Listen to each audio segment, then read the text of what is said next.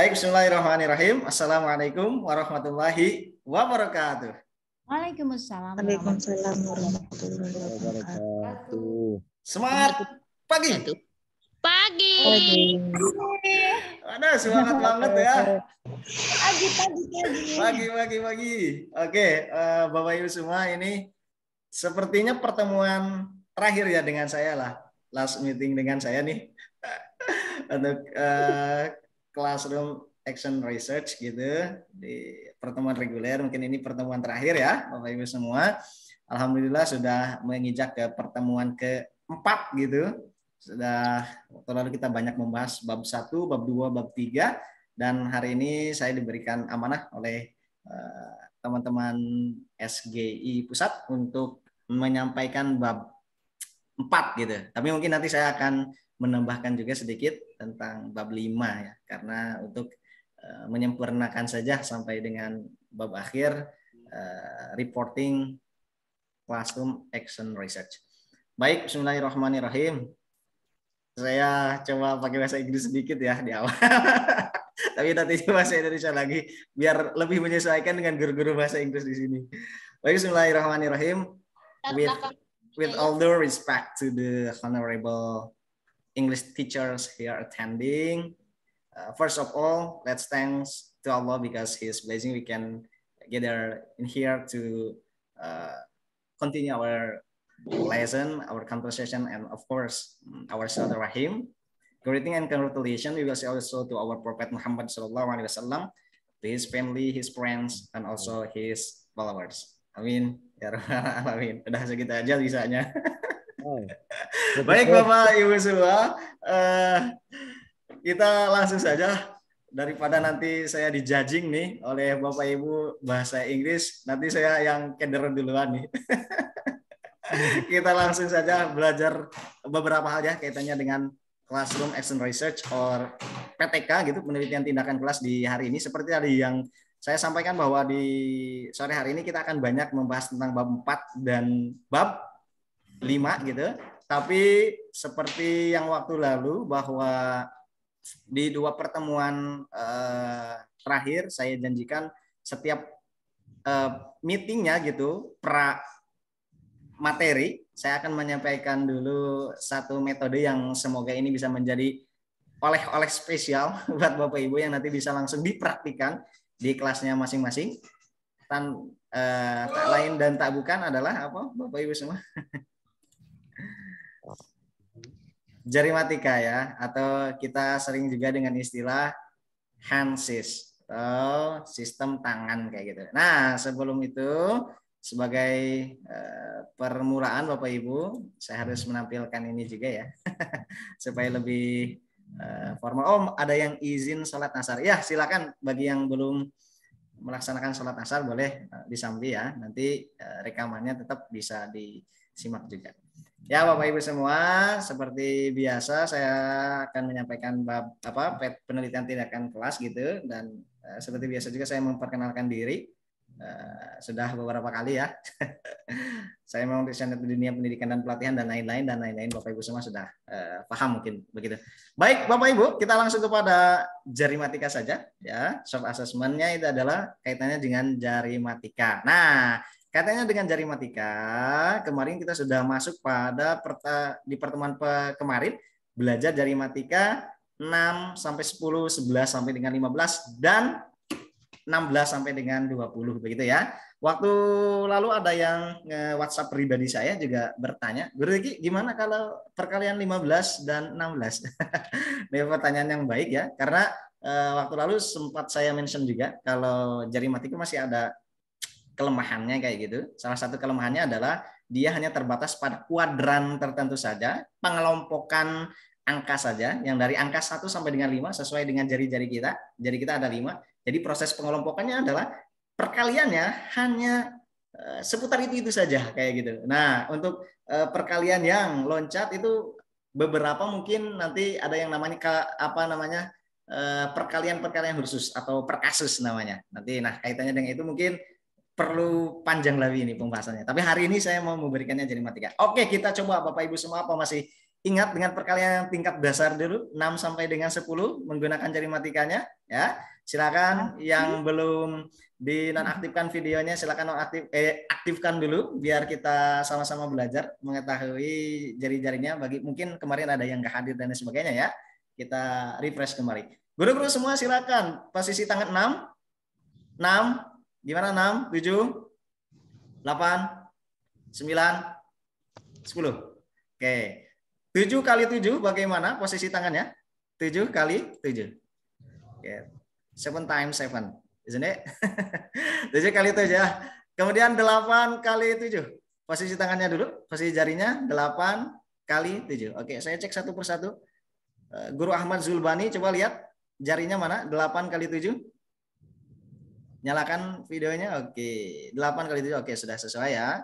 Guru Mufrida jangan ke atas. Kita seperti yang kemarin saya sampaikan, ada horizontal, ada vertikal. Kita gunainnya yang horizontal supaya mudah mengidentifikasi mana bagian atas, mana bagian bawah, gitu ya.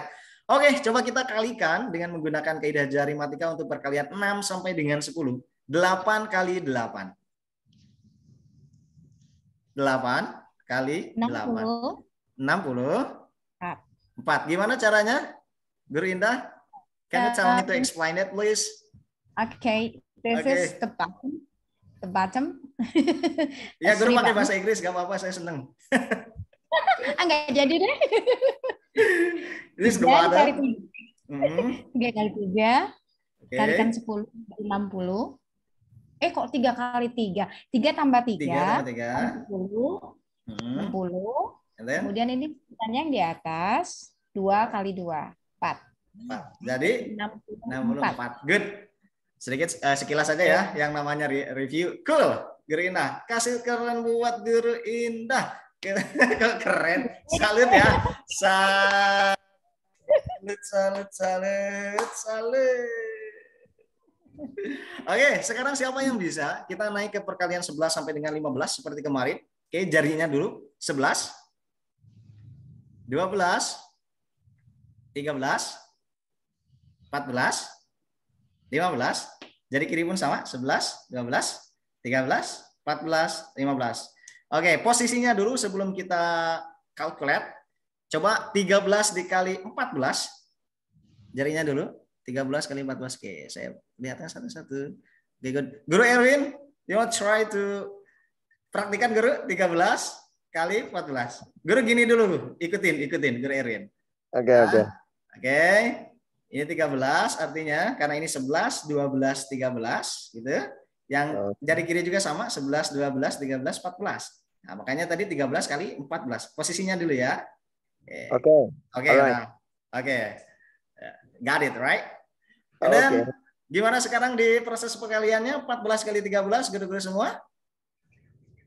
Simpan di otaknya berapa? 100.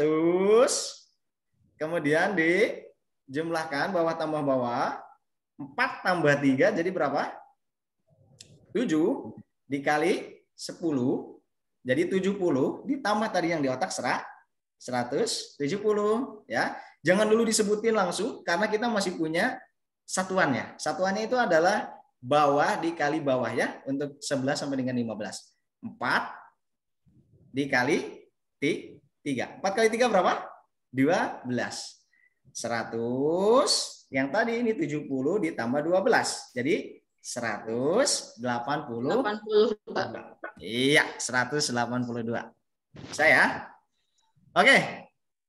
Kita review lagi perkalian 16 sampai dengan 20. Perkalian 11 sampai 15 dulu. Barangkali ada yang belum paham. Coba siapa yang bisa kalikan 11 kali 14. Use the handsis please. 154. Oke. Gimana guru caranya?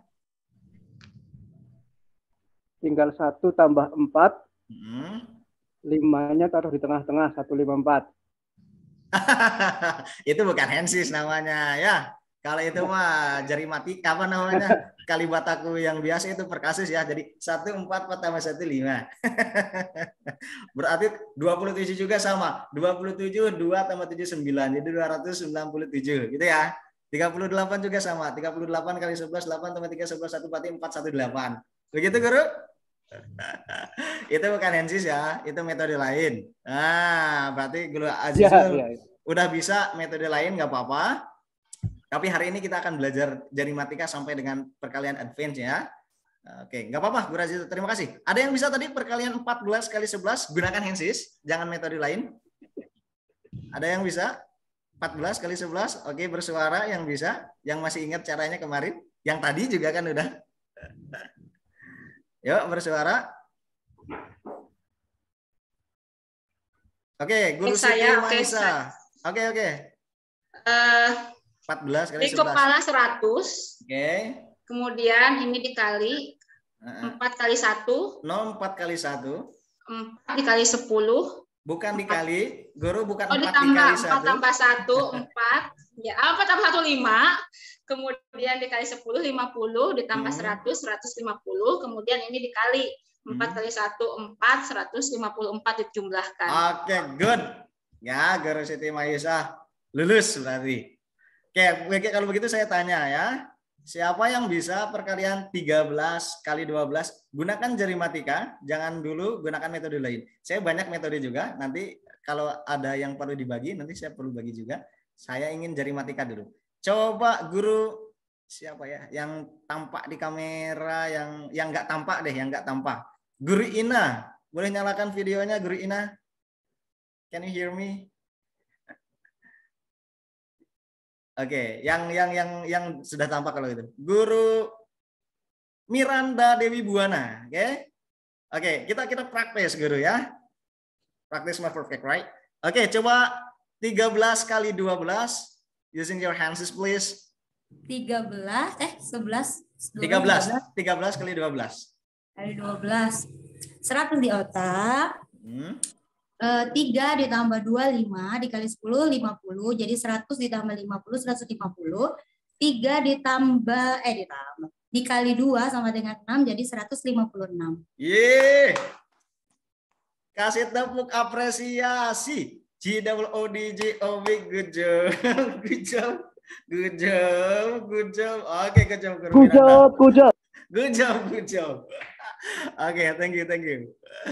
Baik, selanjutnya kita naik lagi levelnya ke perkalian 16 sampai dengan 20. Nah, kemarin sudah saya berikan juga. Kemarin rumusnya apa Guru? Ada yang nyatet 16 sampai dengan 20? Yang di otak 200. Yang di otak 200. Terus? Apa ya lupa?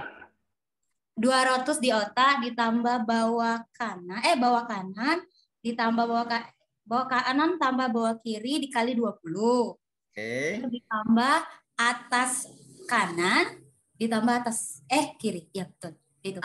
Tambah, bukan ditambah. Ditambah. Bukan. Tambah kayaknya. Dikali. Oh, dikali. Dikali ya yang terakhir ya. Oke, ulangi lagi. Guru Miranda ulangi lagi. Oke. Relax. Pelan-pelan nyampaikannya. Oke. 200 di otak. Bawah kanan ditambah bawah kiri dikali 20. Good. Ditambah atas kanan dikali atas kiri. Iya, betul ya, kayak gitu rumusnya. Oke, coba saya bantu visualisasikan. Barangkali guru-guru yang baru ya, yang baru bergabung belum terlalu paham kayak gitu. Tadi kita perkalian 6 sampai dengan 10. Itu rumusnya adalah rumusnya gimana guru-guru semua? Perkalian 6 sampai dengan 10. Ingat? Bawah 1 tambah 2. Iya. Kali 10. Sebentar. Annotation-nya ini. Oke, kali 10. Kemudian ditambah atas 1. Oke. Atas 1 kali atas 2 ya. Oke. Ini kayaknya perlu dicatat Guru ya. Kalau nggak dicatat nanti screenshot juga boleh. Ini kemudian perkalian 11 sampai dengan 15 gimana Guru-guru semua? Sebenarnya saya harus ganti annotation-nya nih. Kayak masih bisa ya. Gimana Guru? 11 sampai 15? Ada yang bisa bantu saya?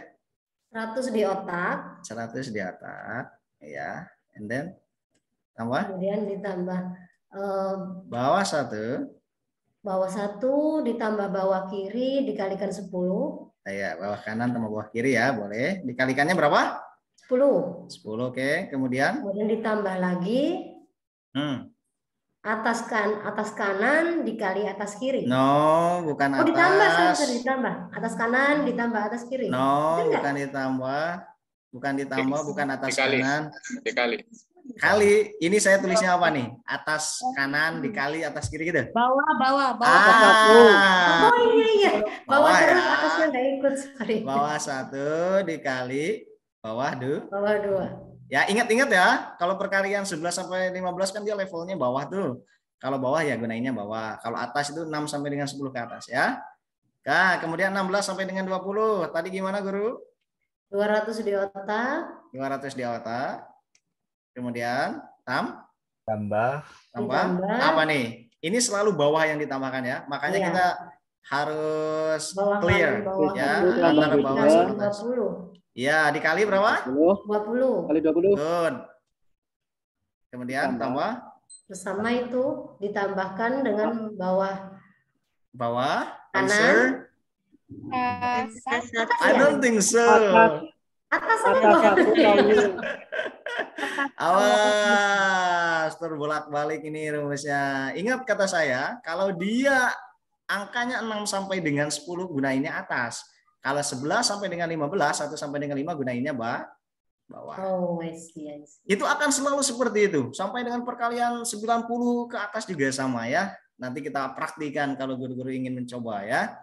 Nah, kemudian sekarang saya kasih lagi. Ya, hari ini saya sampai perkalian 30 dah ya. Insya Allah, semoga keburu waktunya. 21 sampai dengan 25 ya. Artinya, ingat ya, yang saya kasih ruas kayak gini, artinya ini dia hanya bisa dikalikan dengan satu kuadrannya saja. Tadi saya bilang. Ya, jadi dia hanya 21 sampai dengan 25 ya, itu lagi. Nah, makanya Hensis masih terbatas. Nanti kalau guru-guru mau jadi penemu gitu, wah, bagus nih, menemukan sesuatu invention rumus ya, pattern. Oke guru, kalau 21 sama 25 kira-kira apa rumusnya nih? Ini kan udah saya kasih ya. 300 ini, Pak. 400 ya? Good. Ada yang sudah dapat patternnya nih kayaknya nih. Berapa guru? 400. 300 atau 400? 300 aja deh. 400. Ya udah, tengahnya aja deh, pertengahannya. Kayak di pasar kita ya, tawar-menawar. 300 kemudian Pasnya bawah berapa semua. udah? Ya pasnya aja, pasnya aja. 400 logikanya karena kan 20 kali 20 kan pasti 400 lebih. Ya, yang bermain logika ini ngeri ini nih. Oke, guru betul. Ini 400 ya. Ditambah apa nih kira-kira nih? Apa ada yang sudah dapat patternnya belum? B1 B2. Oke, ini selalu B1 kiri. tambah B2 ya. Bawah kanan selalu ditambah dengan B2. And then kalinya berapa sekarang? Ayo pakai logika. Kali 40 bukan? Kan 40. I don't think Nggak, ini so. mah- It's Ilmu too high, pengetahuan right? aja, 40 Guru. dikali sesuatu. Gak apa-apa, Guru. Next try. Ini Guru masih dikali 20 ya. Oh, I see. Supaya nggak terlalu tinggi nanti hasilnya. Oke, tadi saya bilang kalau 21 sampai 25 bawah atau atas? Bawah. Good. Berarti ini bawah 1 dikali bawah 2. Oh, I Ya. see. Ini akan selalu seperti itu sampai perkalian berapapun nantinya. Ingat-ingat ya. Oke, kita praktikan dulu. Oke, let's practice untuk 21 until 25. Oke. Guru-guru, coba bantu saya. Ini udah ditulis belum rumusnya? Tulis dulu deh, baru kita praktikan. Atau di Itu Bu screenshot Indah dulu. langsung praktek itu Bu Indah. Mantap, Bu Indah. Mantap, Guru. Oke, bro ya. Kita langsung coba-coba. Saya akan stop share dulu. Oke, stop share ya. Oke, guru-guru, posisi tangannya lagi, jarinya 21, 22, selalu seperti itu. 23, 24, dan 25 ya. Jangan kayak gini, jangan vertikal, tapi harus horizontal. Supaya kita paham mana bagian atas, mana bagian bawah ya. Kalau kayak gini, atasnya mana, bawahnya mana, nanti terbulak belok. Oke, coba 21, 22, 23, 24, 25. Kiri pun sama. 21, 22, 23, 24, 25. Oke, sebelum kita calculate, coba saya ingin lihat dulu posisi jarinya guru-guru semua. Coba 22 kali 23. 22 kali 23. Oke, good. Nah, sekarang 24 kali 21. Posisinya dulu sebelum dikalkulasikan. 24 kali 21. Pak Solihul Marom. Oke, guru, kita praktis, guru. Coba tangannya guru Pak Solihul Marom. 21 kali 24, guru.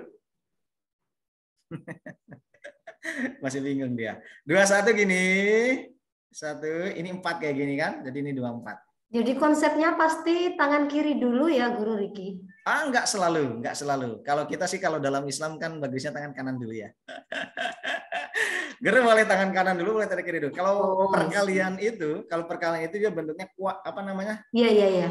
Ya. Dibalik-balik pun sama ya. Dibalik-balik pun sama. Namanya apa? Komutatif ya. Komutatif itu dia bisa 3 kali 2 sama dengan 2 kali 3. Tapi biasanya kalau saya enaknya mendahulukan 1 itu kanan gitu. Jadi karena ininya saya ini ya, jadi kayak kiri. Kiri itu kan kiri Guru Riki. Ini kiri. Iya enggak Guru-guru? Enggak. Kanan. Kiri layar itu. Oke, kiri ya. Harus di mirroring berarti. Sorry.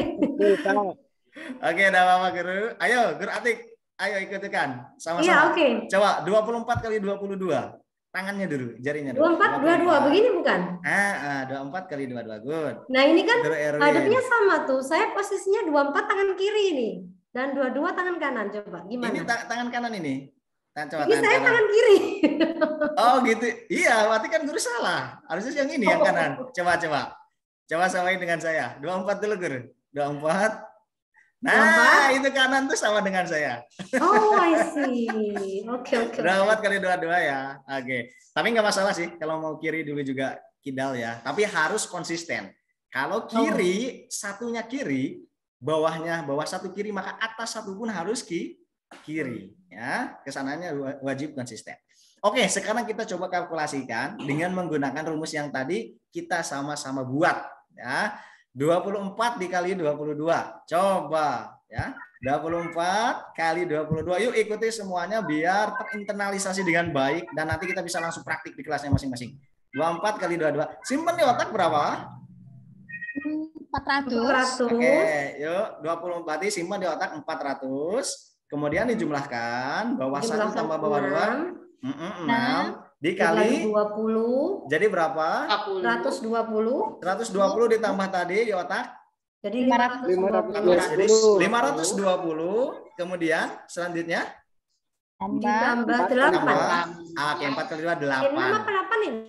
Ayo, gimana ini? Dikali apa tambah itu? Waduh, dikali atau tambah itu? Kali ya. Rame ya. Iya betul, Guru. Ya, dikali ya. Logikanya yang terakhir dikalikan ya. 4 Logikanya yang terakhir dikalikan. Ya, selalu multiply yang ini ya. Selalu times ya yang di bagian akhir. Oke, Guru. Jadi berapa tadi? 24 kali 22 jawabannya? 528. 528. Dapat ya. Good. Guru-guru yang lain dapat juga? Coba Guru Ahmad Zulbani udah dapat belum? Bahasa Inggris pada pintar matematika semua di sini Asli Guru, wajib. Ya, Guru. Ya, ini salah satu metode ya. Gimana Guru Ahmad Zulbani udah dapat belum? Sepertinya barusan masih lagi meraba-raba. Masih meraba. Coba dengan 24 kali 22. Ya, 24 kali 22 ya. Simpan di otaknya berapa? 400. Coba gerakin tangannya supaya kinestetiknya dapat. Ya, 400. And then kemudian 4 tambah 2 6 dikali 20. 120 tambah 400 520 disimpan. 520, oke. Kemudian 2 dikali 4 8. Oke, jadi jawabannya 528. Iya, itu dapat. Bisa ya. Oke, kita coba. Siapa yang bisa? Tolong yang bisa jangan dulu langsung jawab, tapi raise hand dulu lebih bagus. bisa guru-guru cara raise hand ya. Reaction, kemudian raise hand. Oke? Jangan dulu bersuara supaya kelihatan. Oke, guru, siapa yang bisa coba kalikan dengan menggunakan handsys, bukan metode yang lain ya. Coba kalikan nilai dari 21 kuadrat. Tahu kuadrat artinya? 21 kali 21. Iya, coba. 400.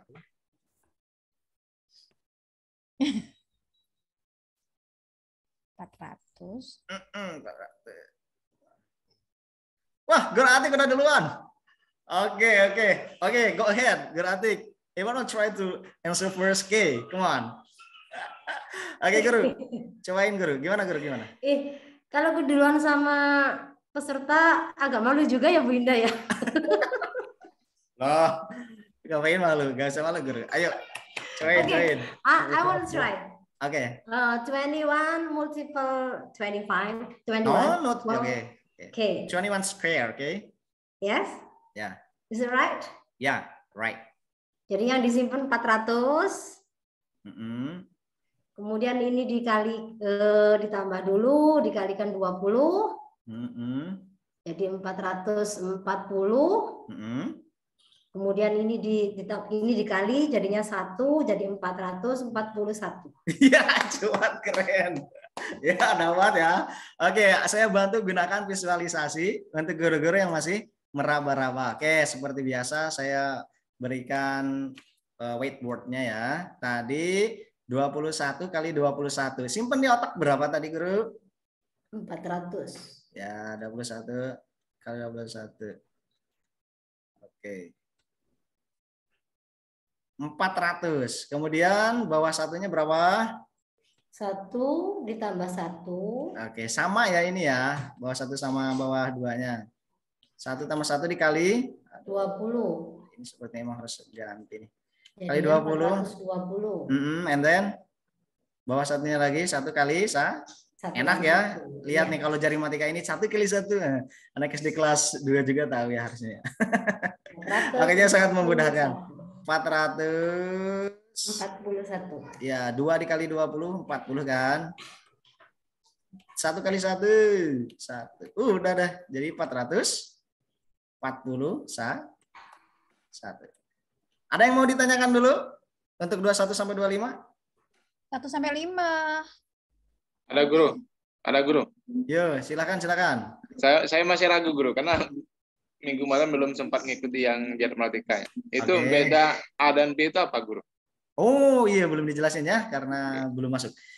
A itu artinya atas, B itu artinya bawah. Yang selonjoran kayak gini, yang selonjoran apa namanya ya? Yang dibuka kayak gini. Itu bahasa mana itu? Biasa Guru. Kalau yang biasa selonjoran itu bilangnya selonjoran ya. Kalau anak Betawi bilang itu biasanya rebahan, kaum rebahan. Yang rebahan. Nih oke, Guru Ahmad tadi yang bertanya ya. Ini kan misalkan 23, ini dikali 24 nih, ya.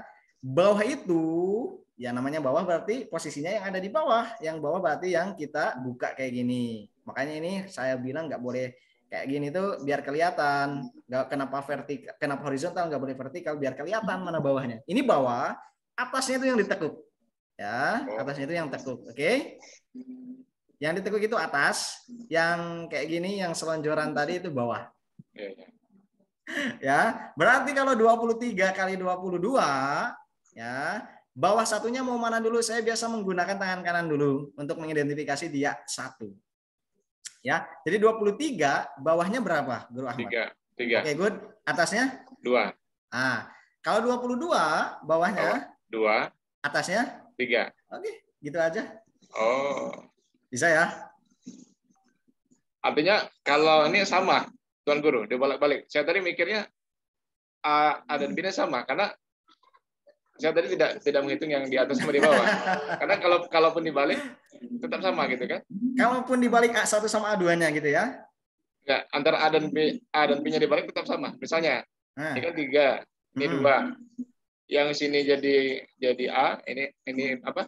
ini B. Kan Ya. sama-sama 2 sama 2 gitu. A itu atas, B Ya. itu bawah. Kalau mau kita balik, silahkan. Tapi nanti kalau ini kan kebetulan pas aja, yang 1 3, yang 1 2. Kan sama ini atasnya 3, bawahnya 2 gitu ya. Ya, Coba kalau misalkan 4 sama 1. Oh, sama juga, 4 sama 2. Guru mau bilang atasnya berapa, bawahnya berapa? sama 2. Nah, 3 sama 1. Oke, A1 berapa? A1? A1 4. A3 2. Yang mana? A1. Yang ini ya. Oke, guru sepakati dulu mau yang dijadikan 1 kanan atau kiri. Kanan. Kanan, Itu yang kanan, pertama.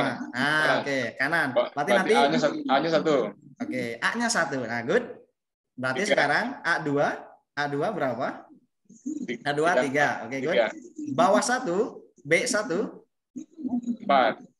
B2.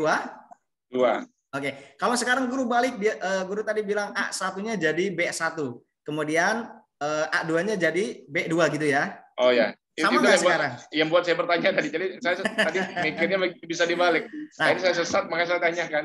Kenapa tadi bisa dibalik? Karena kebetulan ya. angkanya itu 3 sama 2. 3, 2. Nih kalau kita balik tetap atasnya 3. Ya, sama 2. Ini juga bawahnya juga sama, 3 sama 2. Tapi kalau udah 4 sama 1 udah beda, 4 sama 2 beda lagi sekarang. Nggak bisa dibalik lagi. Betul tidak? Oke, paham. Ya, paham ya. Oke. Iya. Good. Karena tadi saya bingung soalnya. Oke, makasih. Iya. Pertanyaan baik. Bagus, Guru. Oke. Coba sekarang siapa yang bisa? Ini masih ini ya. Kita naik level ya, guru-guru ya. Waktu kita terbatas. Saya mau ngasih 26 sampai dengan 30. Ya, yang tadi saya asumsikan guru semua udah paham 21 sampai dengan 25. Yang penting tulis dulu rumusnya, kemudian dicoba berulang-ulang, itu kuncinya ya. Nanti bakalan lebih paham. Oke, sekarang saya masuk ke 26 sampai 30. Ada yang don't try to guess it? How about the pattern? Someone maybe want to guess. 600 di otak? 600 di otak? Iya betul. Siapa itu yang bilang? Buatik yang bilang. Buatik ya, mantap. 600 di otak, kemudian guru gimana lagi? Tetap konsepnya bawah ditambah atas. Bawah ditambah atas? I don't think so. Bawah 1 tambah bawah ditambah bawah, sorry. Ya, oke. Bawah 1 tambah bawah 2. Cuman dikali berapa ini yang nggak tahu ini. Oke, kalinya ini dikali 30. Ingat-ingat ya. Oh, I see. Ini kali 30 ya. Kemudian selanjutnya atas atau bawah? 1 kali A2. Atas dikali atas. Atas ya. Ingat ya, atas 1 sama atas 2-nya nggak boleh kebalik-balik. Harus konsisten. 1 kali atas 2. Oke, good. Kita coba. Siapa yang bisa kalikan 27? Bentar di screenshot dulu ya, Guru. Oh, oke, boleh. Silakan. Screenshot boleh. Nanti saya kasih warna juga deh. Nanti aja. Oke, coba siapa yang bisa selain Guru Atik ya. Biar yang lain aktif. Siapa yang bisa 27 kuadrat? Coba saya hentikan dulu, stop share. Oke, Guru Atik boleh wajib ini juga, tapi nanti sebagai observer ya, apa jawabannya benar atau enggak. Oke, 27 kuadrat. Siapa Guru? Raise your hand. Wih, Guru Miranda. Oke, Guru Miranda ingin coba ya? Coba Guru. 27 dikali 7. 640. 2 ditambah 2, 4 dikali 3 jadi 60 ya. 60. Benar. 4 kali 3 12. 120. Jadi 600 ditambah 120 jadi 720. Atasnya 3 dikali 3 sama dengan 9. Jadi kalau ditambah 729. Oke, 729. Betul? Yang lain? Sama enggak sama Guru Miranda tadi? Sama ya? Udah kayak gini. Ya, sama ya. Oke, kalau sama coba saya ingin mendengar suaranya Guru Mufrida Wahyuningsi. Oke, nyalakan audionya Guru. Iya, baik. Sama kan tadi jawabannya Guru ya? Ya. Oke, coba Guru. Monggo. Yang 27 kali 27 tadi ya? Ya. Ya, 27. Tadi disimpan di otak 600. Lalu 2 kali atas sama bawah apa tadi ya? Aduh lupa. Guru, yang dijumlahkan puluhan itu always B1 plus B2. Oh. Oke. Jadi bawah 1 sama bawah 2. Bawah, ya benar. Ya. 2 tambah 2. Itu. Jadi konsepnya ada ratusan, ada puluhan, ada satuan sebetulnya itu. Jadi kan tadi 600. 600. Terus ini bawah 1 tambah bawah 1, bawah 2 berapa? Bawah 2. 4. 4. Oke. Dikalinya. Lalu dikalikan berapa? 20. 30. 40. 30. 30 ya? 30, oh ya 30. Jadi berapa? 4 kali 30? 120. 120 ditambah 600. Lalu jadi, jumlahin dulu. Oh ya 720. Nah, sekarang 720 yang satuannya ada 3. Nah, satu lagi. 3 kali 3 9. 729. Iya. Betul. Nggak apa-apa kalau masih awal-awal, masih proses, kemudian karena saya baru kasih, makanya guru-guru masih mencerna dan lain-lain. Nggak apa-apa. Tapi kalau udah terbiasa nanti, wah nanti semakin set di kelas itu udah gini gitu.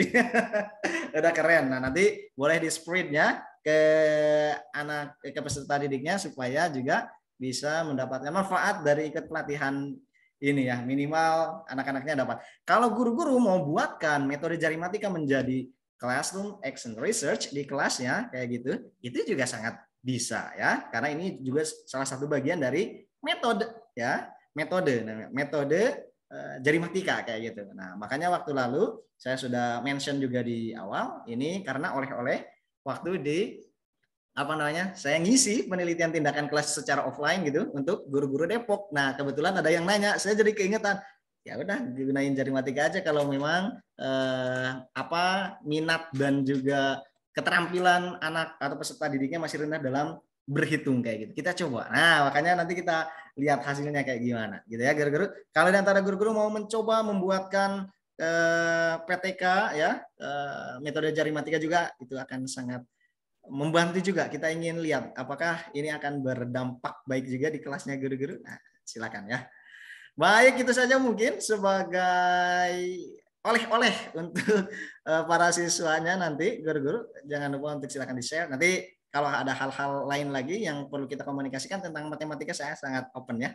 Sekali lagi karena dulu background saya bagian dari matematika kayak gitu, anak saya di matematika yang punya juga ya betul, guru saya sempat ngajar olimpiade juga untuk anak-anak di Bandung kayak gitu, sehingga ya lumayan lah kayak gitu ya. Dan kita punya komunitas juga, komunitas guru cerdas matematika.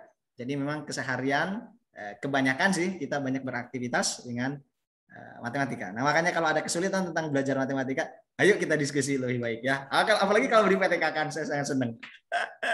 Baik, itu saja dulu guru. Terima kasih. Insyaallah di lain kesempatan semoga bisa kita. Riki boleh tanya sedikit nggak tentang Jarimatika ini? Boleh. Silakan.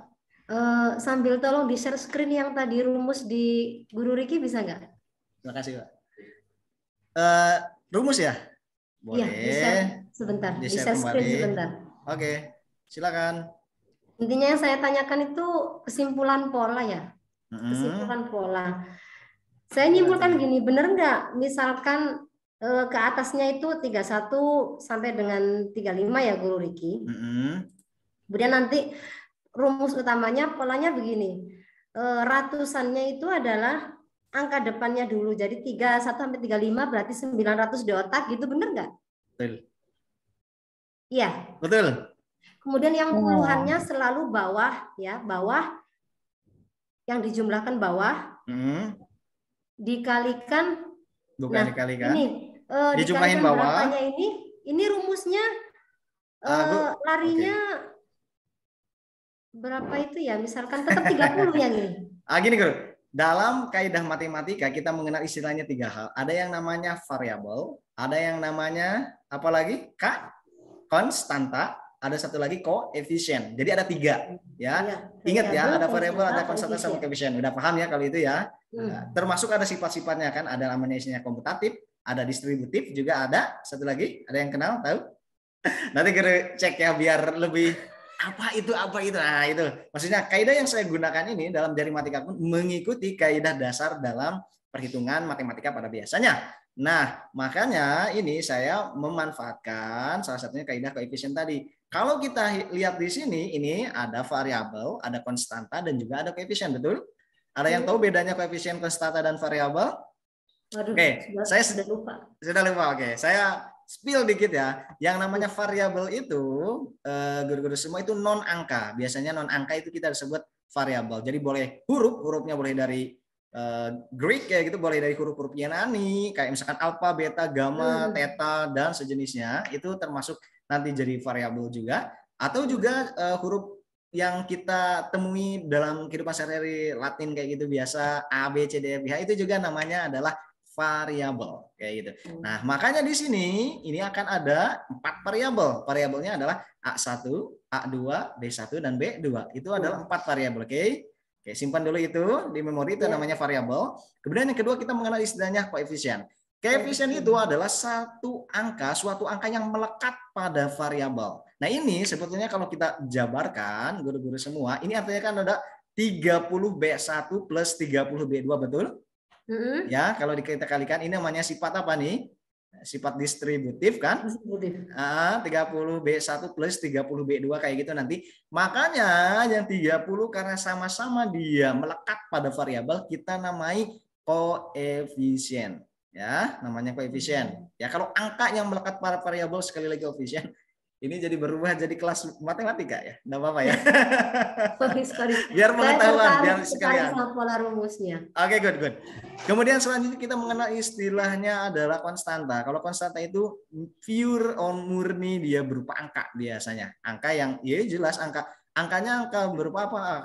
Apakah dia berupa angka bulat atau integer gitu ya, atau misalkan guru-guru mengenal istilah fraction atau fraksi pecahan kayak gitu, atau juga mengenal mungkin istilah-istilah angka-angka yang lainnya. Nah, kalau di sini kita namanya bilangan bulat positif ya.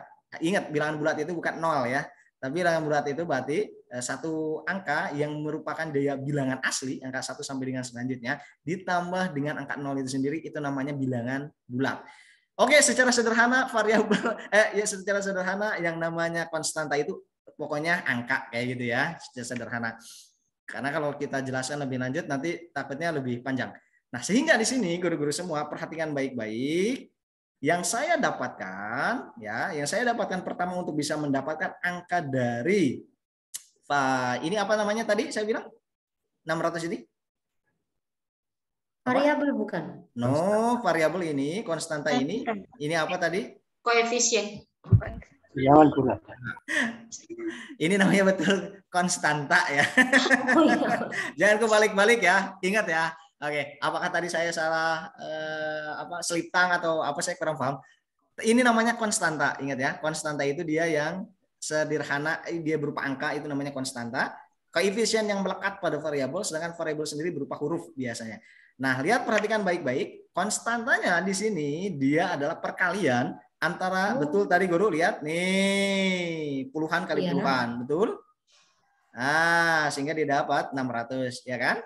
Nah, untuk bisa mendapatkan puluhan, ingat dalam puluhan itu kita diawali dari apa? Berarti diawali dulu dari hal yang kecil dulu kan ya. Nah, hal yang kecil di sini itu adalah akan selalu B yang kita ikut sertakan karena B dia berada pada pertengahan kan?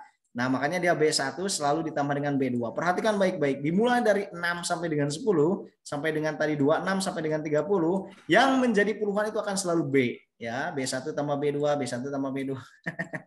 Oke, ini perkaliannya. Ini apanya nih, Guru? Tadi saya bilang? Koefisien. Oke, good. Ada yang nyambung ya. Koefisiennya itu, perhatikan baik-baik, dia adalah angka tertinggi dari rumus ini. Betul tidak? Puluhannya. Tidak selalu, Guru. Selalunya dia akan selalu seperti itu. Puluhan tertinggi. Oh, puluhan Kalau tertinggi. 25 puluhan tertingginya berapa? 20-an, betul? Makanya Ya, kita kalinya 20. Ya, puluhan tertinggi IC. Ya, puluhan tertinggi ya. Oke, ini puluhan tertinggi ya. Puluhan tertinggi selalu dikalikan dengan ini. Ingat ya. Ini juga 15, puluhan tertingginya berapa? 10. 10, betul. Jadi ini kalinya 10 juga.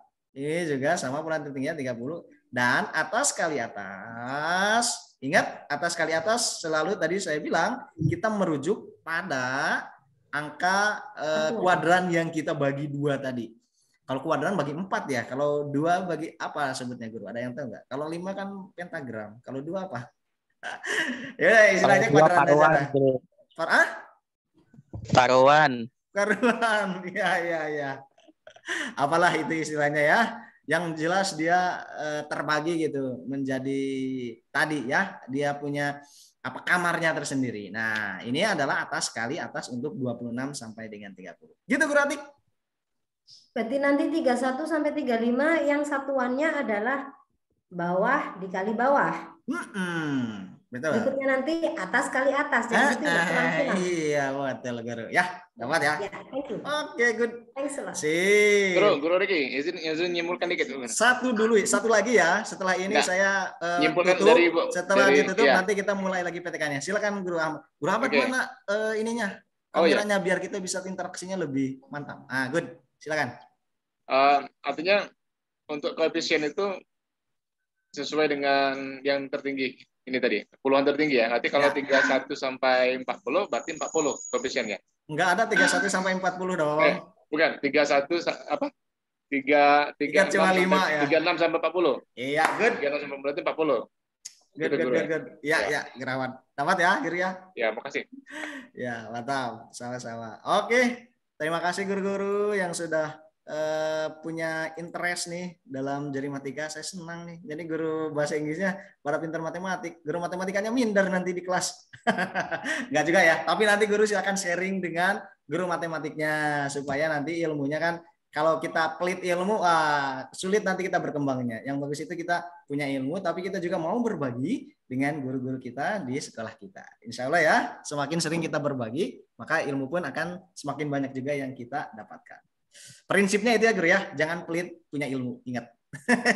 Itu saran dari saya, biar selalu terngiang ke guru semua, biar kita sama-sama berkembang. Baik, selanjutnya kita akan masuk ke pembelajaran ya.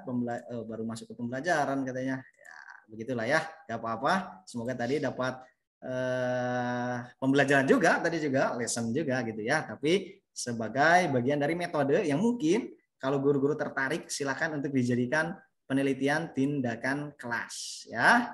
Baik, guru-guru, saya izin dulu remote move light. Oke. Good. Oke, tadi sudah kita masuk ke jari matematika. Oleh-olehnya sudah saya sampaikan. Belum dihapus ini. Goals kita ada 3 guru ya. Ini mohon maaf belum dihapus. Ada memahami isi PTK bab 4, memahami isi PTK bab 5 dan juga udah saya jari matematika. Udah itu aja. Yang keempatnya boleh ini saya tambahkan sesi curhat. Tentang pelajaran, tentang PTK boleh ya. Nanti kalau guru-guru mau silakan aja nanti kalau masih ada waktu. Baik. Langsung ya. Nah, secara general guru-guru semua isi bab 4 dari penelitian tindakan kelas itu ya, itu akan selalu terdiri dari yang saya sampaikan ini. Generally ya, commonly gitu. Secara umum apa aja? Yang pertama ya, isi bab 4 itu adalah hasil penelitian dan pembahasan. Dari bab 1 waktu lalu sudah kita bahas, bab 2 kajian teori kayak gitu. Di bab 3 kemudian masuk kepada metodologi dari penelitian itu sendiri. Nah, bab 4 setelah guru-guru melakukan proses action di kelasnya. Kalau action itu lesson study ya. Waktu lalu kita ngebahas juga tuh lesson study. Kalau dalam penelitian tindakan kelas bukan action ya, tapi lebih kepada apa guru? Tahapan kegiatan dan pelaksanaan kayak gitu ya. Nah, pada tahapan pelaksanaan dan kegiatan ini, itu nanti guru-guru silakan buatkan berupa reportingnya. Reportingnya di mana? Nah, di sini. Di bab 4 ini nanti guru menuliskan apa yang guru dapatkan dari proses guru-guru melakukan penelitian tindakan kelas yang bersamai oleh guru kolaboratornya tadi ya. Waktu lalu kan saya sudah sampaikan tuh. Salah satunya PTK wajib ada guru kolaborator karena untuk apa? Tentunya untuk memberikan kita feedback nanti saat pada proses refleksi ya, dan juga nanti kita bisa banyak discuss dengan guru kolaborator ini saat mungkin ada beberapa hal yang kita nggak sadar, tapi guru kolaborator kita sadar gitu ya. Nah, apa nih guru di bab 4 ini hasil penelitian dan pembahasan yang harus kita sampaikan? Yang pertama, ada 2 sebetulnya ya, secara garis besar itu akan ada 2. Analisis data penelitian per siklus dan satu lagi pembahasan tentunya. Ya, cukup 2 saja. Dari 2 ini A dan B, kemudian kita jabarkan menjadi per masing-masing siklus. Nah, pada pembahasan di siklus 1 ya, guru-guru semua, pada pembahasan di siklus 1 apa yang harus dituliskan? Tahap perencanaan.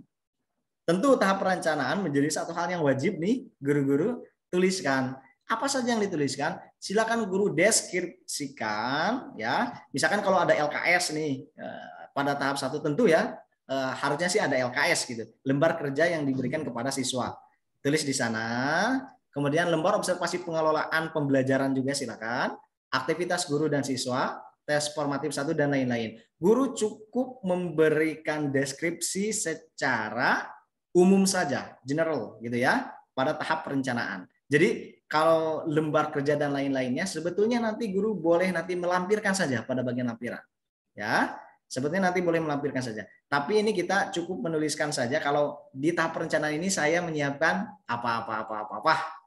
Gitu ya. Cukup kayak gitu. Kemudian kedua, tahap kegiatan dan pelaksanaan. Nah, ini tentu guru harus melakukan proses deskripsi kegiatan pada tahap kegiatan dan pelaksanaan ini. Tuliskan jangan lupa waktunya di sana, data hasil penelitian satunya gitu ya. Tentunya pada tahap kegiatan dan pelaksanaan juga menuliskan tabel observasi pengelolaan pembelajaran, aktivitas guru dan siswa, juga tes formatif ya. Berikan jangan lupa interpretasi dari masing-masing tersebut, tabel tersebut. Nah, maksudnya apa? Pertama, waktu kemarin saya lupa kayaknya tidak mention ada yang namanya tabel observasi pengelolaan pembelajaran. Yang baik itu guru-guru semua, tabel ini juga disertakan. Kalau waktu lalu saya cuma fokus pada hasil belajar. Hasil belajar berarti ini kaitannya dengan tes formatif ya. Dan juga saya bilang aktivitas guru mengajar dan siswa belajar, betul. Ini berarti kaitannya dengan afeksi siswa, gitu ya. Bagaimana kita bisa melihat tindak tanduk guru dalam mengajar dan juga tindak tanduk siswa dalam melakukan proses pembelajaran itu sendiri. Nah, selain itu ada juga guru tabel observasi pengelolaan pembelajaran. Kalau ini sudah mengerucut kepada metode atau media pembelajaran yang kita sertakan. Nanti di akhir saya akan berikan contoh tabel observasi pengelolaannya seperti apa. Yang tentunya ini juga merupakan berupa sintaks. Sintaks itu apa? Guru bahasa Inggris apa ya? Langkah-langkah kayak gitu dalam proses pembelajaran. Ada pembukaan, kemudian ada isi, dan juga ada penutup. Nah, itu adalah pengelolaan pembelajaran. Hanya saja di dalamnya menyesuaikan dengan kebutuhan kita dalam kita menerapkan metode atau media. Ya, nanti lebih jelasnya saya berikan eksplorasi di akhir. Nah, selain itu guru-guru semua pada siklus pada penulisan di siklus 1 jangan lupa menuliskan refleksi. Ya, ini menuliskan apa? Hal-hal penting dan krusial dari tahapan pelaksanaan siklus 1 tadi. Ya, jangan lupa tentu dalam kegiatan dalam kegiatan kita melakukan pembelajaran tadi, tentu akan ada hal-hal yang menarik yang bisa kita tuliskan oleh guru-guru semua sebagai bagian dari refleksi kita untuk bisa kita memberikan revisi di tahapan pembelajaran selanjutnya. Itu ya.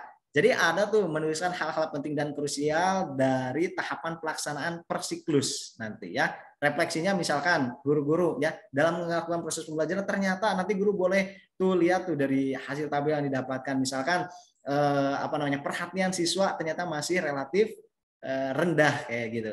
Atau misalkan yang kedua, guru belum memberikan motivasi yang baik dalam proses pembelajaran. Atau misalkan yang ketiga, ada langkah-langkah dalam memberikan metode ternyata yang masih keliru yang dilakukan oleh guru. Nah, misalkan kayak gitu.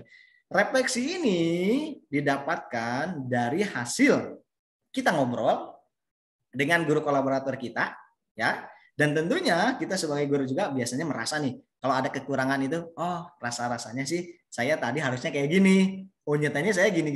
Nah itu juga boleh ditulis pada bagian refleksi.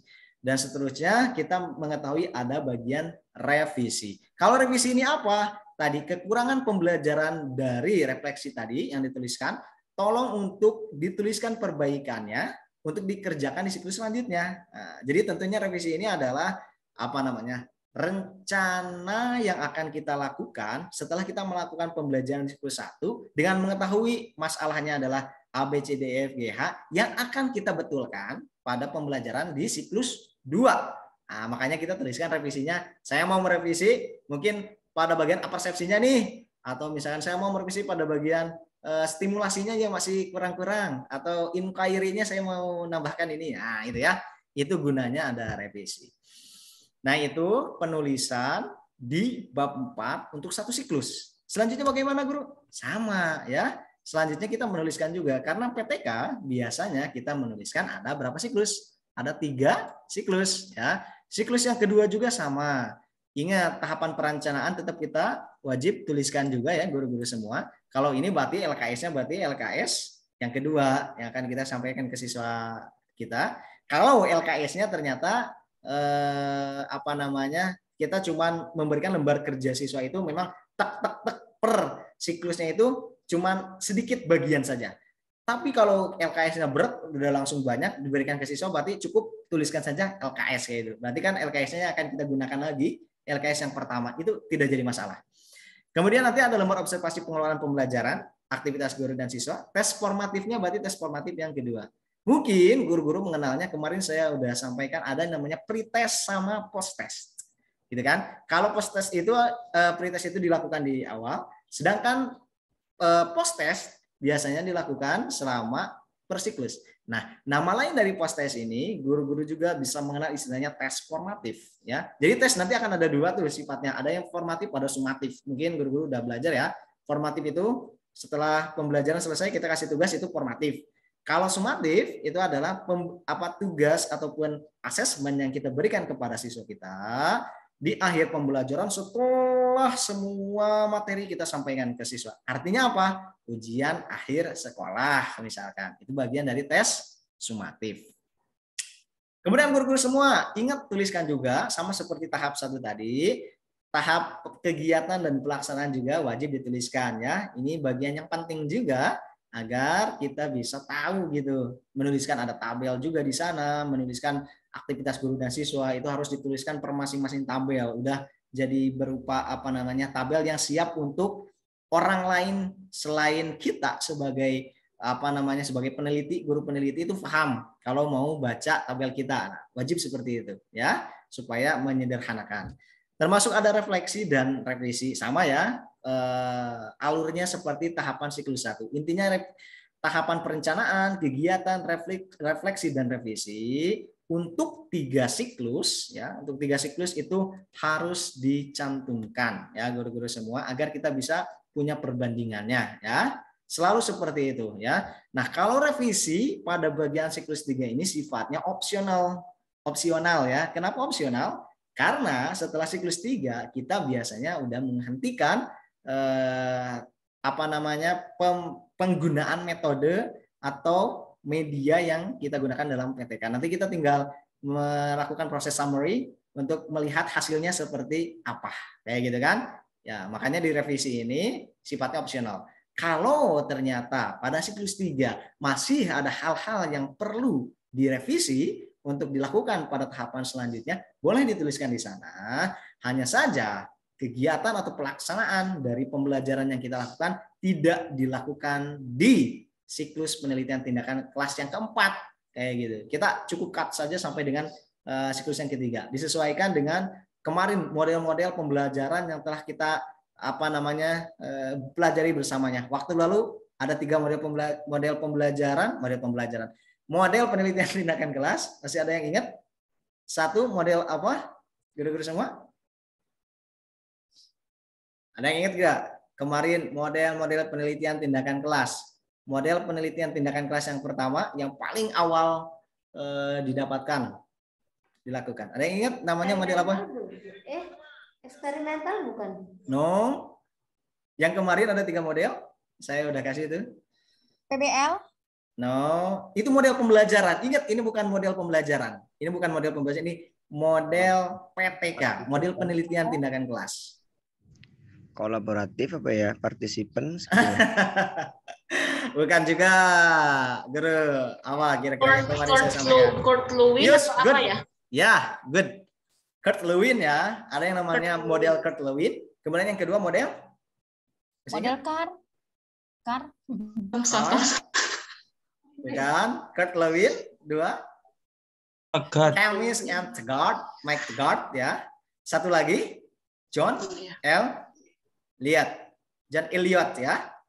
Kemarin sudah saya sampaikan 3 jenis model penelitian tindakan kelas yang common dilakukan oleh guru-guru. Hanya saja kemarin kita coba buatkan yang sederhana, yang dari intisari-intisari dari ketiga model ini kita buat yang lebih sederhana sehingga penelitian tindakan kelasnya cukup dengan menggunakan tadi penelitian tindakan kelas yang berdasarkan 3 model tadi ya. Sebetulnya diawali dari model Kurt Lewin ada 4 tahapan di sana, kemudian diperas lagi oleh Chemist and Tegart gitu kan. Di sana menjadi 3 model saja karena refleksi dan tahap kegiatannya itu disatukan kan waktu lalu. Hanya saja kegiatannya spiral kayak gitu. Artinya kalau itu belum mencapai akan terus dilakukan sampai dengan stop di siklus 3 misalkan. Dan satu lagi ada John Elliot. Kalau John Elliot itu kemarin per tindakannya itu terdiri dari masing-masing 3 siklus kayak gitu kan. Nah, ya itu nanti boleh dilihat lagi rekamannya atau materi yang sudah saya sampaikan. Nah, maksud saya di sini saya harus sampaikan bahwa guru-guru cukup menggunakan metode tadi dengan 3 siklus saja. Model tadi ya, dengan kita menggunakan 3 siklus, sama juga tahapannya lebih detail tadi dengan menuliskan ada tahapan perencanaan, kemudian tahapan kegiatan, refleksi, dan juga revisi ya, untuk ketiga siklus sama seperti tadi. Nah, selain yang sudah saya sampaikan bahwa tadi saya bilang akan ada 2 kan. Ada yang pertama guru-guru menuliskan ya kaitannya dengan penelitian tindakan kelas itu analisis data dan penelitian per siklus tadi ya. Jadi menyampaikan datanya seperti ini yang didapatkan di kelasnya per siklusnya. Kemudian yang kedua adalah pembahasan ya. Cukup 2 itu untuk PTK bab 4. Di pembahasan guru-guru nanti menuliskan 3 ini. Ketuntasan hasil belajar, kemampuan guru dalam mengelola pembelajaran, dan yang satu lagi adalah aktivitas guru dan siswa dalam pembelajaran. Apa yang harus guru lakukan? Tentunya guru-guru melakukan proses deskripsi, membahasakan apa yang guru-guru dapatkan dari tadi data yang guru sudah lampirkan pada bagian bab 4 ya. Berarti pada ketuntasan hasil belajar deskripsikan ketuntasan hasil belajar siswa setiap siklusnya dan memberikan overview secara general. Tahu ya, secara general. Berarti ketuntasan hasil belajar misalkan naik ya kalau misalkan dilihat dari persiklusnya. Nah, nanti tentukan tuh kenapa disebutkan naik, apa yang menjadikan kategorisasi naiknya itu, apakah berupa angka saja? Kan kalau angka nggak indah ya, makanya perlu ada proses overview secara general.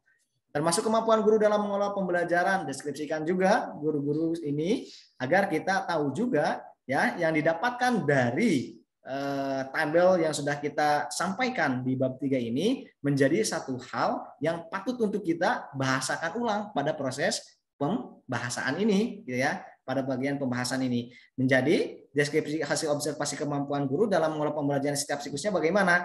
Apakah ada kenaikan kalau dilihat dari angkanya yang kita berikan atau malah degradasi, penurunan atau stagnan atau seperti apa? Jangan lupa berikan juga overview secara general. Kemudian aktivitas guru dan siswa tentu ini juga guru-guru harus memberikan deskripsinya agar di pembahasan guru lebih banyak eksplorasi dari 3 hal ini ya. Ketuntasan hasil belajar, kemampuan guru dalam mengelola pembelajaran dan juga aktivitas guru dan siswa dalam pembelajaran. Ini kalau PTK bab 4-nya ini ingat yang kita sasar ini di judul adalah hasil belajar. Kalau motivasi bagaimana? Berarti jangan hasil belajar yang dituliskannya. Berarti guru ingat yang disasar motivasi ya udah berarti kenaikan motivasi belajar misalkan Nah, dan lain sebagainya. Tentunya ini didukung juga dengan analisis data yang guru berikan pada bagian A tadi ya. Analisis datanya seperti apa. Saya akan berikan contohnya. Nah, misalkan seperti ini guru-guru. Nah, ini semoga guru-guru bisa ini ya terbantu ya. Mungkin khawatirnya mengawang-awang apa yang dimaksud dengan pengelolaan pembelajaran itu. Seperti tadi yang saya sampaikan bahwa pada bagian ini guru-guru harus mendeskripsikan ada pendahuluan, ada kegiatan inti, dan ada penutup ya. Termasuk mungkin nanti guru kalau mau menambahkan ada juga nanti guru-guru bagaimana pengelolaan waktunya ya, antusiasme kelas juga, dan terakhir jumlah kayak gitu ya. Jumlah apa maksudnya? Ya tentunya jumlah dari keseluruhan nilai yang guru lakukan. Ini P1 ini menandakan bahwa penilainya itu ada 2 orang ya, P1 dan P2 ya. Makanya saya bilang guru kolaborator bagusnya 2 orang supaya memudahkan guru-guru dalam melakukan proses observasi.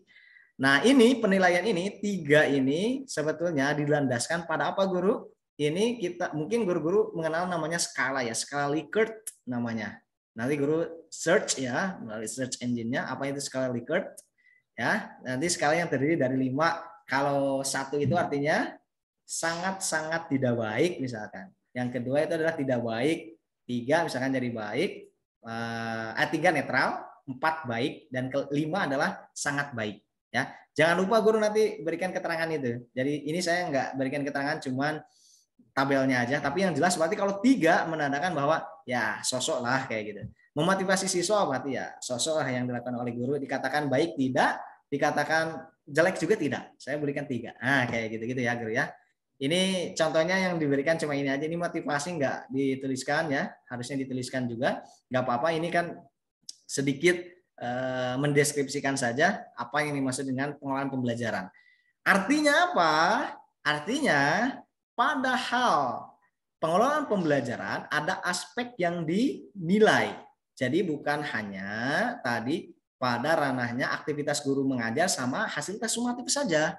Tapi pengelolaan pembelajaran juga bisa dijadikan bahan untuk guru-guru elaborasi di penelitian tindakan kelas, atau classroom action research-nya gitu ya. Nah, makanya silakan guru tuliskan. Langsung mungkin guru-guru akan bertanya, guru ini saya nggak bakalan seperti ini. Sintaksnya ini sepertinya nggak sesuai nih kalau saya lihat dengan metode atau media yang nanti akan saya sampaikan kepada peserta didik kami. Apakah ini bisa edit gitu ya? Bisa disesuaikan? Jawabannya sangat bisa disesuaikan ya. Sangat bisa disesuaikan. Ini bukan satu hal yang mutlak harus seperti ini, enggak. Tapi guru-guru nanti menyesuaikan dengan metode sintaksnya masing-masing kayak gitu ya. Tapi sebagai general saya berikan contohnya seperti ini. Yang jelas dia ada pendahuluan, ada inti dan juga ada penutup ya. Kalau pengelolaan waktu ya itu betul sebetulnya satu hal yang penting juga ya. Kalau guru mau menambahkan bagus. Kalau tidak juga ini relatif tidak terlalu menjadi hal yang inilah signifikan. Yang jelas nanti guru-guru selesai pada jam kelasnya seperti biasa dan mulai juga seperti jam kelasnya seperti biasa kayak gitu. Jadi nggak ada perbedaan antara guru-guru melakukan penelitian tindakan kelas menurut jamnya ya dengan guru tidak melakukan penelitian tindakan kelas. Artinya pembelajarannya harus tetap dengan rentang waktu yang sama kayak gitu. Makanya ini sifatnya opsional. Kemudian antusiasme kelas. Nah, ini sebetulnya nanti bisa dilihat juga pada bagian afeksinya, pada bagian nanti bagaimana guru kolaborator kita berikan observasi guru mengajar dan siswa belajar. Jadi ini juga sebetulnya sifatnya opsional aja. Kalau guru mau menuliskan bagus, kalau enggak juga tidak apa-apa ya.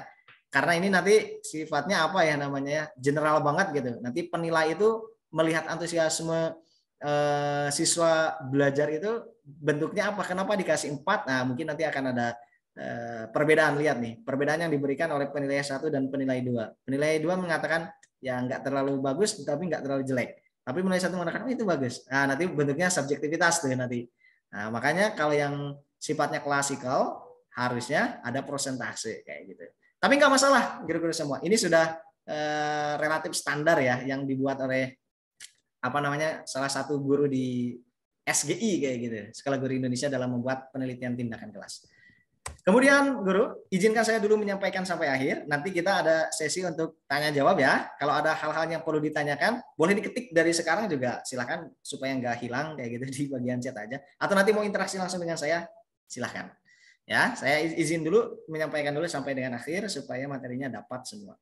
Nah, guru-guru, selanjutnya selain tadi yang saya sampaikan proses pengelolaan pembelajaran, maka ada juga namanya observasi aktivitas guru. Nah, kalau ini yang biasa kita lakukan dengan checklist biasanya ya, dengan checklist.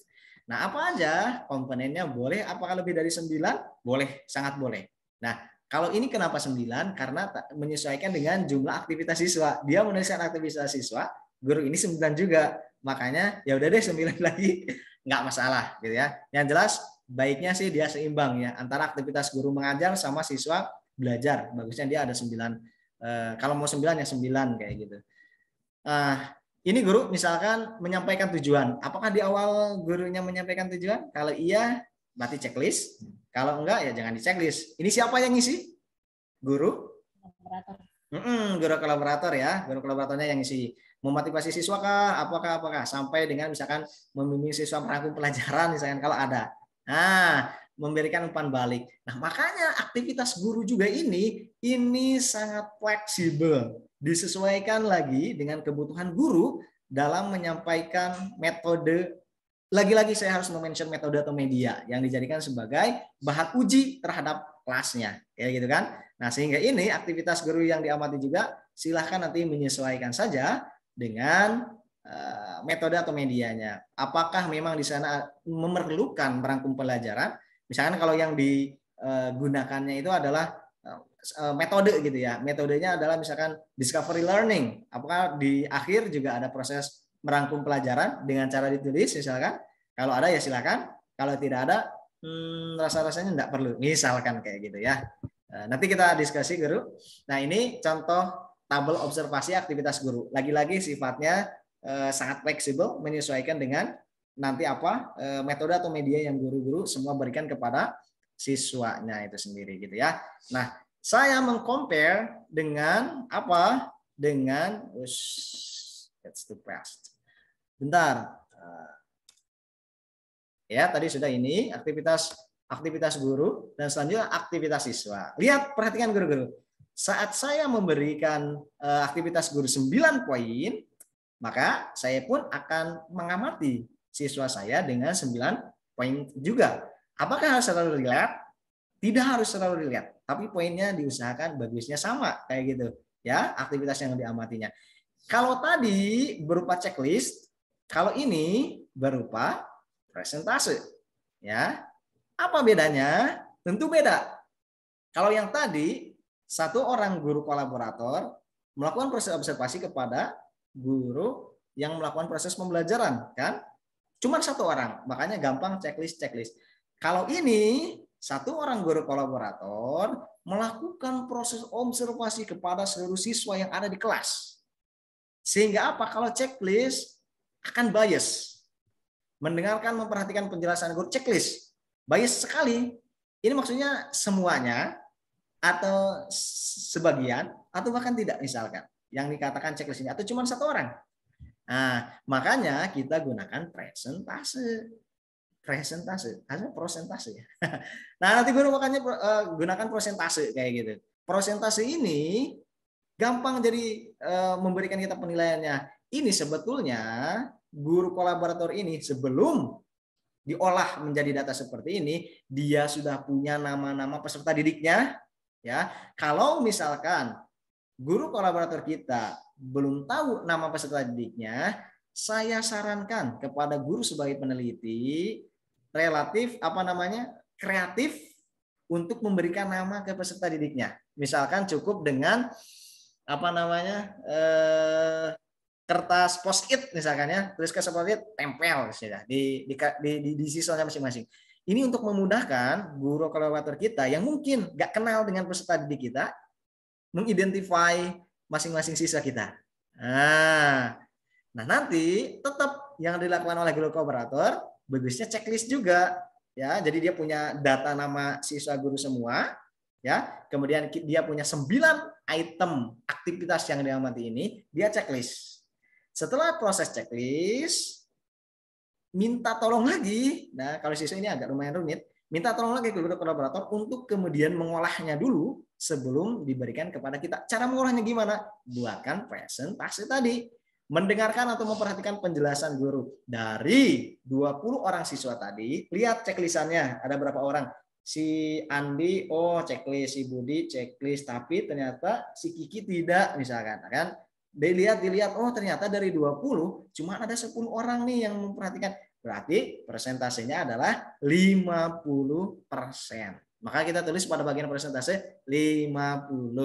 Guru bisa bayangkan tidak, ini pada bagian di awal, dari 9 item ini, nilai presentasinya kecil-kecil. Ini menandakan apa? Menandakan kelasnya luar biasa. Betul tidak? Mengerjakan tes evaluasi cuma 8,9%. Ini berarti 90.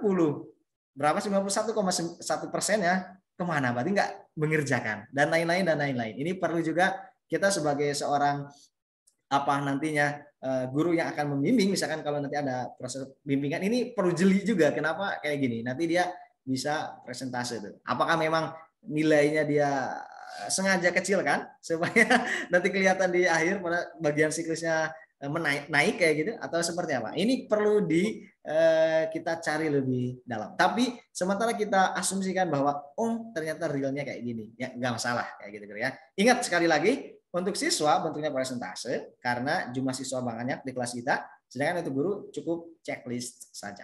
Ya, izinkan dulu saya menerangkan sampai dengan akhir. Kemudian selanjutnya guru, ini contoh dari tes formatif ya. Contoh tabel dari tes formatif saya sampaikan juga di sini. Nah, di sini ada skornya gitu ya. Ada skor, ada keterangan tuntas atau tidak tuntasnya, nomor urutnya juga ada ya. Di akhir ada proses jumlah dan juga jumlah skor maksimal ideal dan rata-rata skor tercapai. Kalau jumlah skor ini dapat dari mana guru? Ada yang ngerti? Dapat 1950, itu kan? Kalau matematik itu kepakai lagi nih.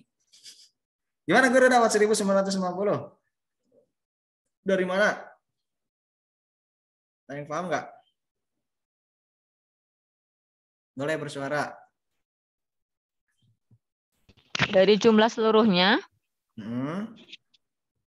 Jumlah 1040 ditambah 950. Ya, betul.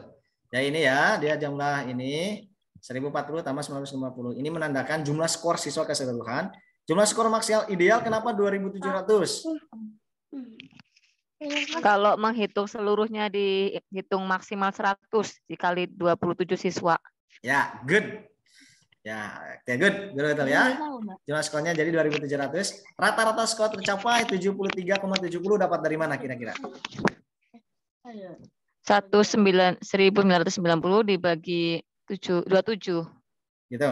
1990 iya, dibagi 2700. Nanti nilainya 0, dong guru. Oh iya. Gimana dong? Ada yang tahu? Dibagi 27 ya? Bagi 27 ya guru ya? Ya, 1950 dibagi 2700 dikali 100 ya. Karena dia bentuknya nilai itu ada persentase bahkan 100% boleh. Tapi ini kita supaya nilainya enggak 0, ini. Kalau 1990 dibagi 2700 nanti akan 0,73 sekian kayak gitu ya. Makanya jadi 73,7 gitu ya kali 100. Ini contohnya, kemudian saya ya tadi sudah ya siswa belajar, kemudian ini contohnya juga. Selanjutnya guru-guru jangan lupa berikan juga tabel rekapitulasi nilai tes formatif. Kayak gitu ya. Sebentar, saya sepertinya tadi salah memberikan contoh. Ini rata-rata skor tercapai 73,70 itu, ini harusnya 1990 dibagi 27 ya. Betul? Nanti cek aja di kalkulatornya. Ini rata-rata ini didapat dari 1950 dibagi 27, bukan 1900 dibagi 2700 dikali 100. Sama aja sih sebetulnya. Tapi secara memudahkannya, jumlah skor keseluruhan dibagi jumlah siswa itu mendapatkan rata-rata skor. Ya gitu ya guru ya. Supaya nggak kebalik-balik dengan, maksud saya, dengan persentase ketuntasan belajar. Nah, supaya saya nggak ada persentase lagi ya. Nah, untuk jumlah siswa yang tuntas belajar, berarti kita lihat aja yang P-nya itu jumlahnya berapa kan. Ini berarti menandakan ada 21. Dan persentase ketuntasan belajar, nah ini baru bentuknya persentase. Berarti gimana caranya? 21 dibagi 27 siswa dikali 100%. Makanya dia dapat 77,78%. Jangan lupa di sini kasih hasil siklus ke berapa. Ingat ya, setiap siklus harus ada tes formatif kayak gini. Berarti ini menandakan ini cuma satu siklus saja yang ditampilkan. Ya, termasuk yang tadi yang saya berikan contoh-contoh di awal juga itu cuma satu siklus. Lakukan ini, kegiatan ini untuk ke 3 siklus supaya kita mengetahui ya, nanti dari rekapitulasinya kita bisa lihat tuh nilai-nilai nilai rata-rata tes formatifnya naik atau tidak, jumlah ketuntasan belajarnya kayak gimana, persentase ketuntasan belajarnya kayak gimana. Gitu. Sudah dulu untuk bab 4 secara keseluruhan itu guru semua ya. Semoga nanti bisa mencerna. Gak apa-apa nanti kalau mau banyak diskus silakan. Sedikit ini bab 5 cuma ini aja. Ya, di bab 5 guru-guru semua udah menuliskan kesimpulan, implikasi dan rekomendasi. Ada juga yang menuliskan sederhana, cuman kesimpulan dan saran. Silahkan, nggak masalah ya. Tapi kalau guru mau detail, saya berikan yang detail ini. Ada kesimpulannya, ada implikasinya, ada rekomendasi. Apa itu? Kalau kesimpulan berarti menjawab rumusan masalah dengan menghadirkan data singkat hasil penelitian tindakan kelas yang kita lakukan. Kan kita punya rumusan masalah kan? Rumusan masalah yang kita buat itu apakah bla bla bla bla bla bla bla bla bla bla. Apakah misalkan metode inquiry bisa meningkatkan hasil belajar bla bla gitu kan waktu kemarin dapat atau bisa kan? Nah, ini dijawab di kesimpulan. Oh, ternyata metode inquiry bisa meningkatkan hasil belajar di bla bla bla bla bla bla bla bla gitu. Nah, sebutkan tuh kenapa disebutkan bisa meningkatkan hasil belajar. Nah, terlihat dari guru silakan berikan analisis dari data yang guru dapatkan. Implikasi, implikasi ini apa? Dari kesimpulan dituliskan lebih detail dampak yang ditimbulkan pasca PTK gitu ya. Setelah guru mendapatkan PTK dan kesimpulannya, guru jangan lupa menuliskan implikasinya. Ya, implikasi itu apa? Dampak. Sekali lagi implikasi adalah dampak dari penelitian tindakan kelas kayak gitu. Berarti dampaknya berarti guru nanti spill tuh apa aja. Misalkan dampak ini relatif hampir sama nanti redaksinya. Waktu lalu kan kita pernah berbicara tentang manfaat ya. Manfaat itu ada 2 kan waktu lalu. Masih ingat atau enggak ya? Manfaat yang sifatnya teoritis, akademis, dan manfaat yang sifatnya terapan. Gitu kan?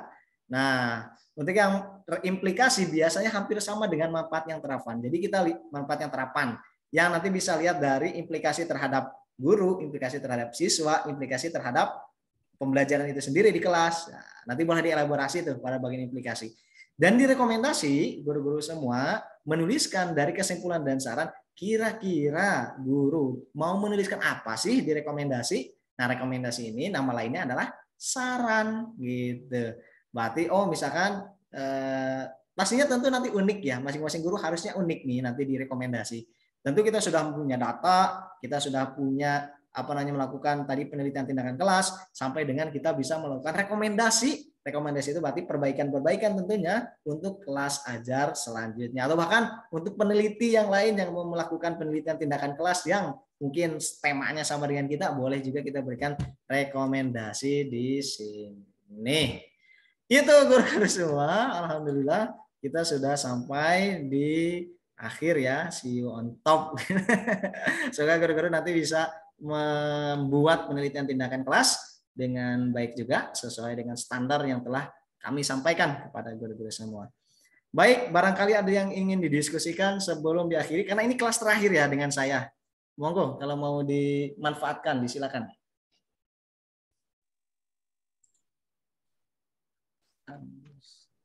Maaf Guru Riki.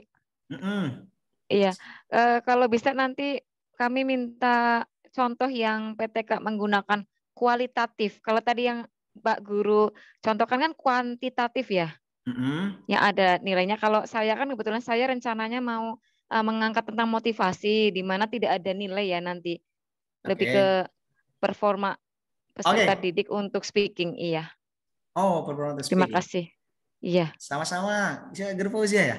Iya. Guru ini harus diingat juga. Dalam penelitian tindakan kelas, sebetulnya istilah dari penelitian kualitatif dan kuantitatif itu relatif direduksi, ya. Karena kita harus bisa membedakan antara PTK dengan penelitian formal pada umumnya. Maksudnya penelitian formal itu ya penelitian yang di luar PTK tapi biasa dilakukan dalam kegiatan ataupun proses research yang dilakukan di kependidikan kayak gitu. Nah, kalau penelitian kuanti itu sebenarnya bukan kayak gitu, Guru.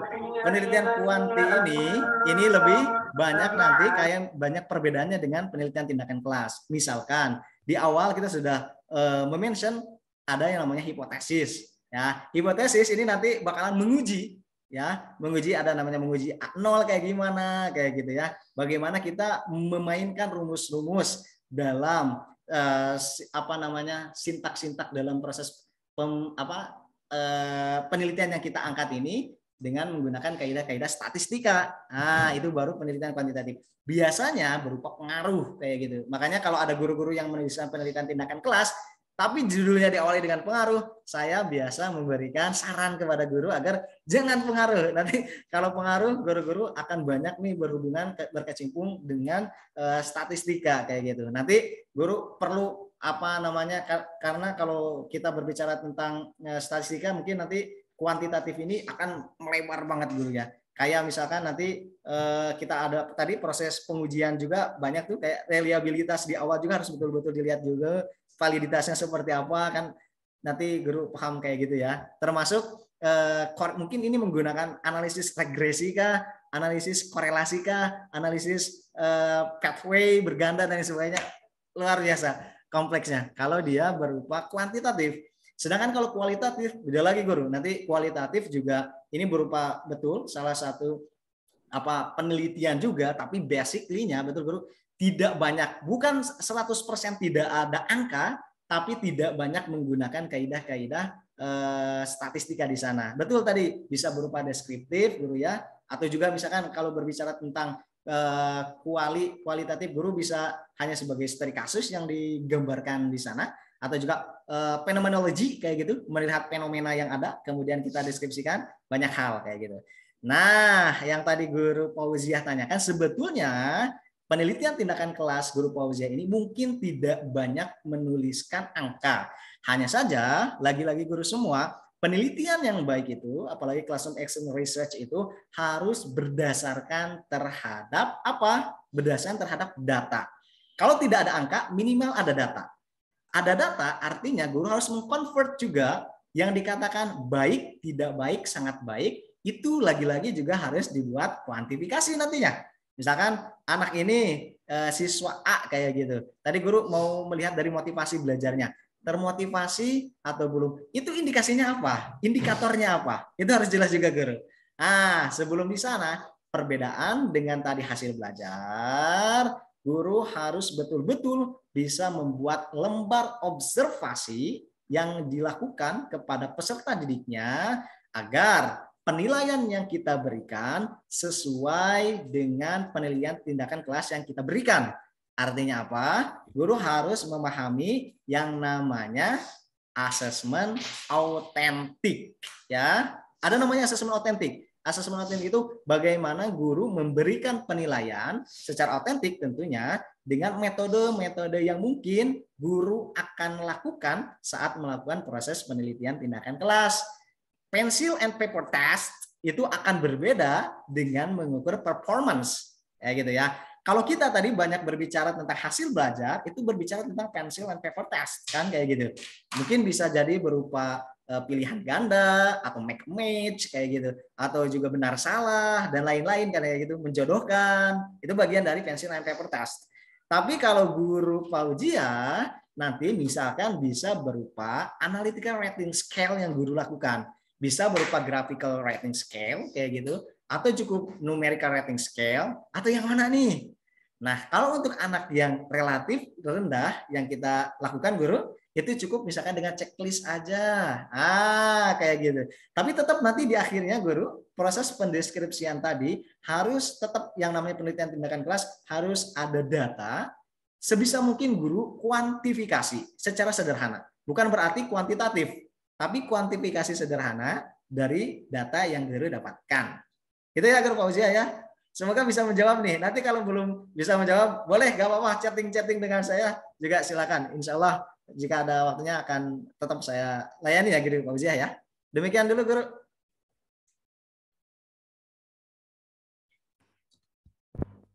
Monggo satu orang lagi sebelum saya tutup. Ini pertemuan terakhir ya. Monggo kalau ada yang curhat-curhat dulu silakan. Nih. Oh iya, foto-foto dulu betul Guru. Nanti kita foto-foto. Tapi barangkali ada satu orang dulu yang mau berkomentar atau bertanya tentang Classroom Research-nya. Barangkali silakan. Ada atau sudah semuanya ini ya? Ada satu orang. Silakan Guru Sabto. Guru Aji. Ya, terima kasih Guru. Ini yang saya tanyakan pada saat proses pembuatan PTK nanti, otomatis kan kita butuh yang namanya pembimbing.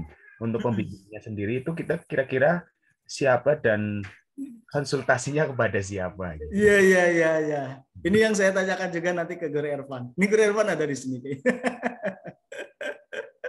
Nanti Guru Irfan bisa dengar suara kami kan? Aman-aman. Aman-aman ya. Silakan Guru Irfan, gimana Guru Irfan? Baik, terima kasih Guru. Jadi memang nanti diharapkan untuk pembimbing nanti akan kepada mentor yang pertama, yang kedua akan ke pengajar juga seperti itu ya.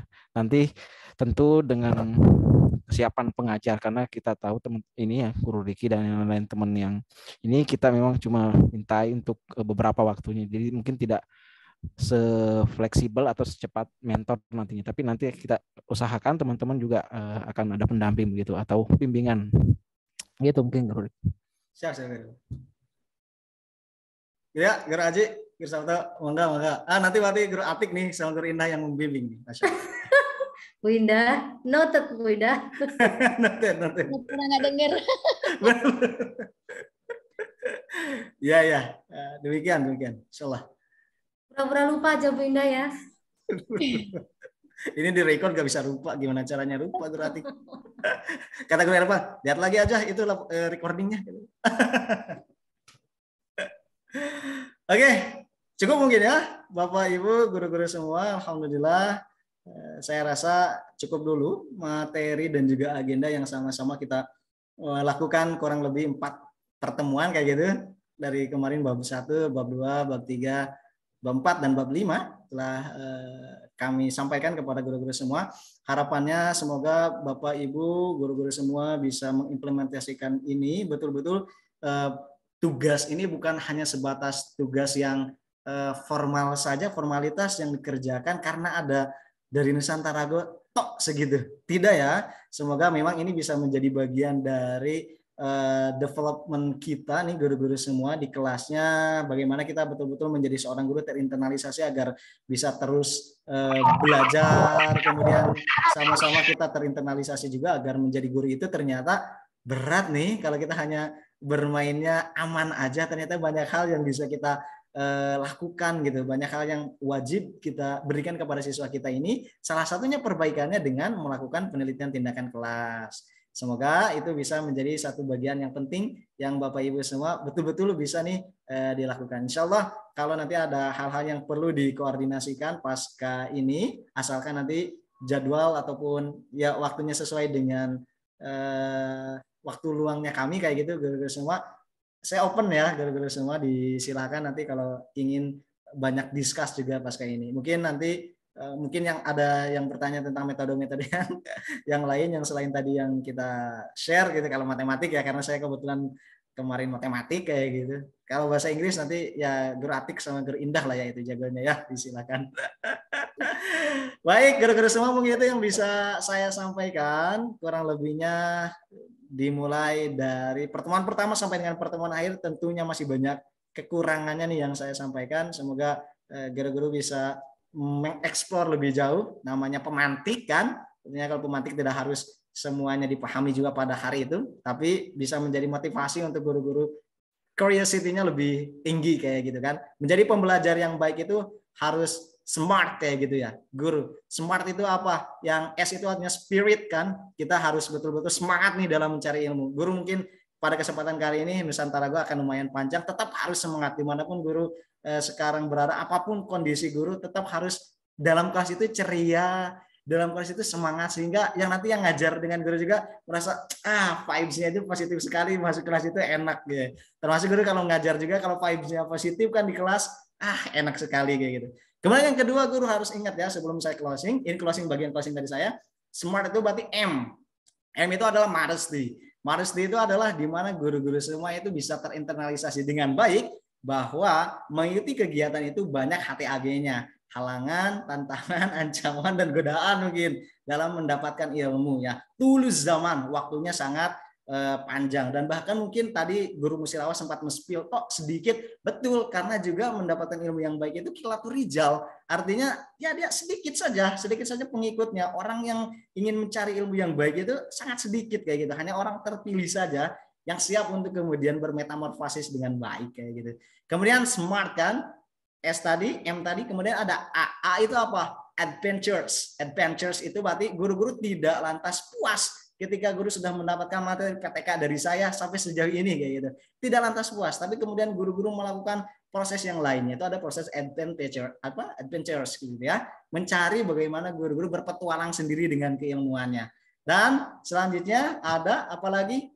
R ya. R itu berarti resourceful. Resourceful itu guru-guru tadi sumber yang didapatkannya tidak boleh satu, tapi melainkan guru harus mengeksplorasi juga. Namanya pendidik atau pengajar yang baik itu berarti bukan hanya sebatas memberikan materi, tapi kita juga welcome untuk mendapatkan materi dari banyak hal kayak gitu. Silakan guru-guru melakukan itu. Dan yang terakhir adalah T ya, bagian dari SMART itu adalah tenacious. Tenacious itu artinya guru-guru timely juga nih terhadap dengan waktu, straight juga bagaimana guru-guru siap dan mau untuk berkembang. Semangat guru-guru semua untuk menyongsong perubahan yang lebih baik ya. Semangat pagi.